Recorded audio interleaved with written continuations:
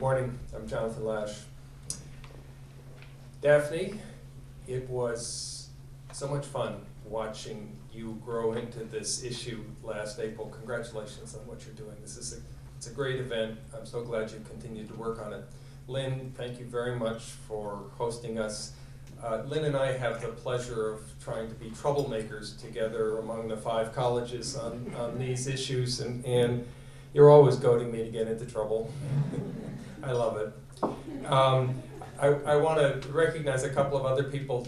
Stephen Mulkey, the president of Unity College, is here. Unity has been an absolute leader in this. Stephen and I started, he at Unity, I at Hampshire College, about the same time. Stephen came out of a science background working on climate issues, and this has just been a natural. I admire so much what you've done there, so thank you. And Tony Cortese, who was our partner in the intentionally designed endowment conference last April, and has made this network grow, has been working on these issues for as long as I have, 40 years, and was the founder of Second Nature, which developed the college president's commitment to carbon reduction, to climate change, which really has been the foundation on which a lot of the discussions at different college campuses on divestment has been based. So Tony, it's great to have you here. But the nicest thing of all is to have a terrific turnout of students.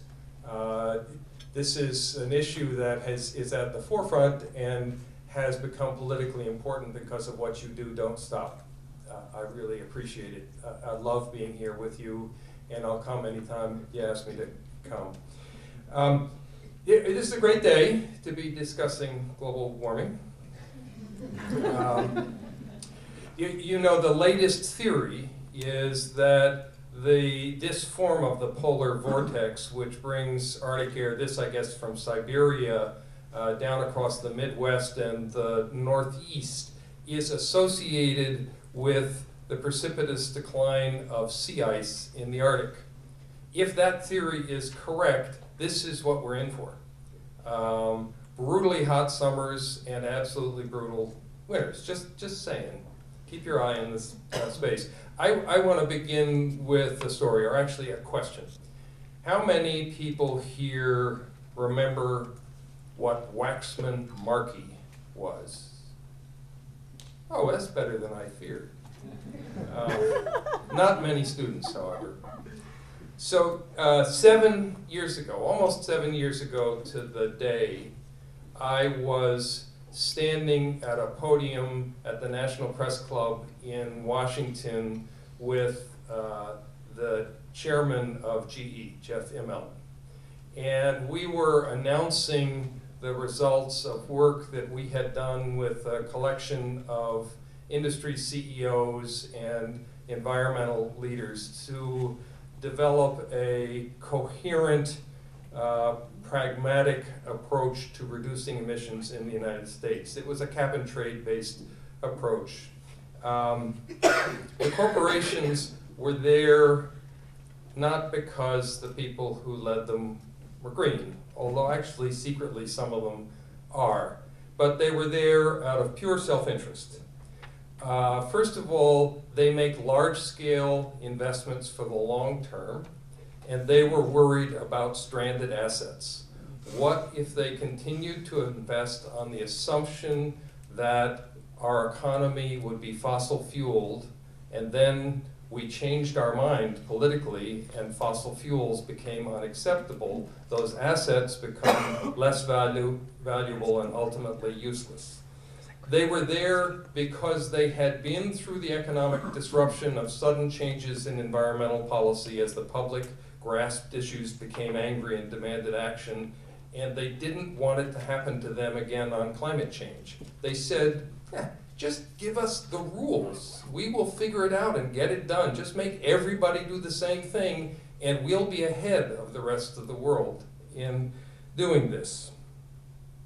They were there because they didn't want to be on the wrong side of history.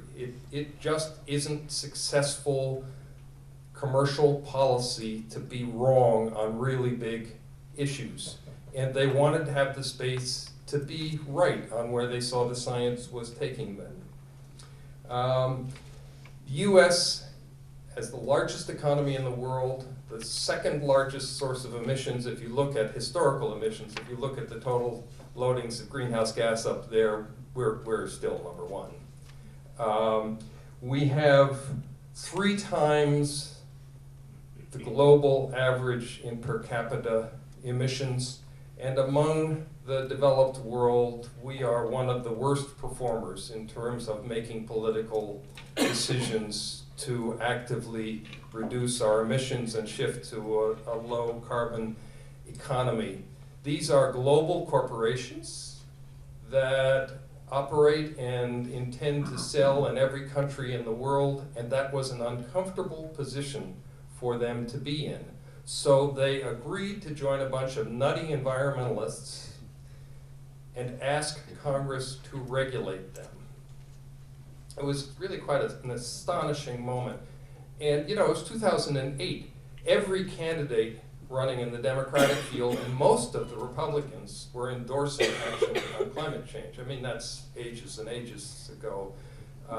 Most of them forgot about it, but they were all there. And after a brutal summer of political discussion, the House actually passed a bill that was modeled almost precisely on this proposal that had come from 25 Fortune 100 companies and a group of environmentalists that really hung together. That was Waxman Markey. And then it all came tumbling down. The Senate never took up the bill. The White House never asked the Senate to take up the bill. The 2010 elections took place and the Tea Party took power, and Democratic leaders stopped saying the words climate change, in particular President Obama. Between 2010 and the 2012 election, he just never said the words.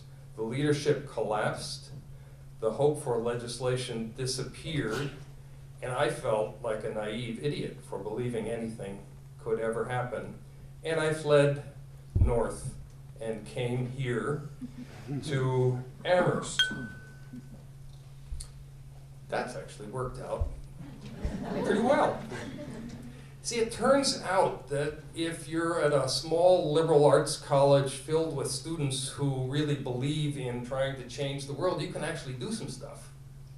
So I know this is an endowments conference and I'm going to get there, but let me talk a little bit just about what we've been doing on our campus, because I think the things are related, as Lynn said earlier. Because my predecessor had signed the American College and University President's Climate Commitment, what a terrible acronym. Because they'd signed, we were already committed to reducing our emissions. We developed a climate action plan that commits us to be carbon neutral by 2022. Got the board to endorse that. I don't know if they knew what they were endorsing, but we're signed on. As a consequence, everything we do has to be effective. So we're building a wonderful new building on the campus. It's going to meet the Living Building Challenge. Living Building Challenge means that it makes all its own energy, it treats all its own waste, it collects all its own water, and the materials are off a very strict list and largely locally obtained. We stopped mowing hundreds of acres of lawn and turned them into meadows. That decision has reduced our emissions footprint significantly. It's amazing the carbon footprint of lawnmowers. Also has created habitat for birds, which we've made a major science project out of tracking. We have shifted our food policy so that more and more of the food we serve in our dining commons every year is locally produced. We've passed 30%, we've passed 35%, the goal is 100%. That both is an investment in the community and reduces the carbon footprint of the food that we consume. And finally, we just signed a contract to get 100% of our electric power from solar power. We'll build acres of collectors on our gorgeous campus. And what we do operationally, and I want to, and Lynn said this, and I think it's really important, what we do operationally is related to our investment policy. It's all part of who we are and how we live our mission. It would seem strange to me if we made those investments in operating sustainably and didn't think about how we invest in the same light. Sustainability initiatives for us reflect our values, they shape our culture, they provide experiential learning. There's no line of distinction between that, between campus operations and classroom. There's no line of distinction for us between operations and investment. We endeavor to live our lives by our values and to teach by what we do as well as what we say. I'll come back to that in a moment. Now Hampshire, this is all a little easier for Hampshire, partly because we have a very small endowment. We have a pretty radical history around the use of that endowment. We were the first college to divest from South Africa, and the school has always been deeply, deeply proud of that fact, has a long-standing relationship with Desmond Tutu as a result. That history led the board at about the time I started 3.5 years ago to conduct a review of our investment policies and think about how do we bring this into the 21st century, because we hadn't thought about it a lot since the 70s. We ended up concluding that what made sense for us was not to make a series of divestment decisions, not to make a series of negative decisions about what we wouldn't put our money in, but to make affirmative investment decisions, to look for opportunities to invest in things that align with our mission and values, both because we saw that as a much more positive way of making decisions and because it gives us the opportunity to think about our investing as a way of supporting things in the society that add to social value in the society. Now, because we're tiny, we have a $40 million endowment, we don't have a big staff of people who can go out and pick individual stocks and investments. We choose funds, and we choose fund managers, not individual stocks. So for us, that process became one of negotiating with our fund managers about how to get our money to places that matched that policy.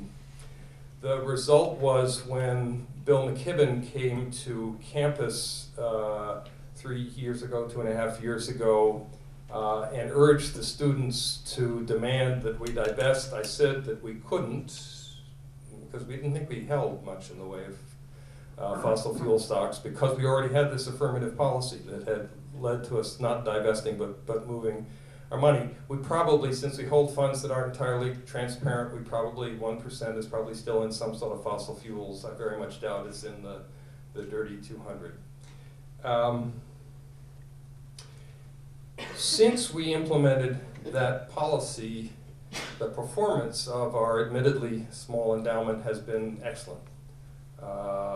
We have seen very good results. We've beaten our benchmarks consistently.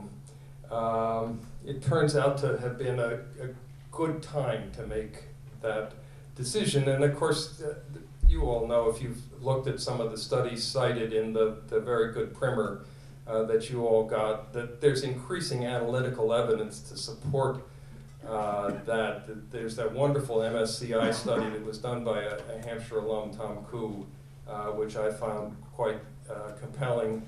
A former chair of another organization that I was involved with, who had been the head of a major investment bank, has a very interesting global investment fund focused on the poorest developing countries. It's wonderful stuff that he's doing. And he was very dismissive of fossil fuel divestment.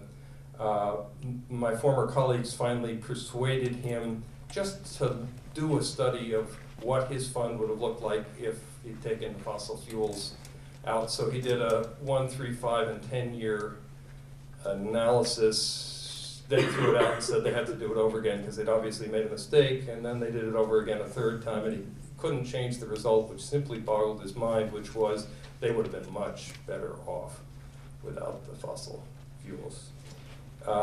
For somebody who has lived his life the way he has lived it, on certain premises about investing and about the need for excluding non-financial considerations, this was kind of mind-boggling. It shook the foundations for him. It's one fund, it's 10 years, it's not probative for him. It was an emotional experience. Okay, so there's some interesting analytics out there. There are strong arguments of fiscal prudence and moral honesty. For us, a compelling consideration was also our educational mission. That's what our donors gave us the money for. So we need to think about the impact of our investment decisions on the educational mission, not only in terms of generating the funds necessary, but what example we're setting. We teach by what we profess, but also by what we do and how we do it. Students are strongly influenced by culture and the values of the institution. One of my favorite Chinese philosophers, Lao Tse, said something like, the only way to teach is to be. I would guess that all of the institutions that the students attend abide by a strong set of values in their operations. They treat their employees humanely. They probably, in building new buildings, think a great deal about sustainability and energy efficiency. I don't understand why it stops there, why it should stop there. So I've worked on climate issues for something approaching 35 years. You all know the evidence, that's why you're here. We're speeding down a path to catastrophic warming. It will create massive suffering. It will foreclose operations for the students who are the reason that we exist. For me, if we ignore material evidence of risks of that magnitude in our investment decisions, I think we would send a powerful message about how we perceive science and how we benefit present comfort against future survival. If global warming is an existential issue, the consequences of our failure to act to limit emissions will be visited on our students, and surely we have to demonstrate that that's important to us as we manage the institution that is in existence to serve them. Changing investment policies is certainly not the only way to respond to the threat of climate change. It's not even the most important way to respond to the threat of climate change. I just don't think that investment policy should be put in a separate container and kept completely outside this discussion. Okay, quite apart from the divestment campaign, there's a growing dialogue about the obligation of mission-driven, tax-exempt organizations to consider non-economic issues in their choice of investments. That question is less political than the fossil fuel divestment question, but also has broader implications for all of us. Every school has its own mission, its own values, its own culture and traditions and history. Each has to make its own decisions about fiscal responsibility and moral obligation. I've heard again and again from schools that created a robust, open, and inclusive process to explore questions of how to align investment with institutional mission and values, that the process turned out to be an extraordinary opportunity for learning for students, faculty, and administration, and trustees. An occasion for an expanded understanding and for real community building that, in hindsight, they have seen as the most important aspect of that discussion. But it has to be an exploration of information, ideas, approaches, values, and perceptions, not a duel of ideologies. And wrap up with this. I got an email a few days ago, which I also forwarded to Tony, from a professor at the University of Hawaii, I'm gunning to go out there as a consultant. And he said that their regents had decided that they had to explore the possibilities of the divestment. And he was wondering where he could find help as they met for the first time with the committee of regents to talk about how to proceed. And my response was the most important thing is the process. The most important thing is inclusiveness and openness and how you do the discussion. That's really what this conference is about. So congratulations to all of you for being here. It's important work. I'm glad you're doing it. Thank you.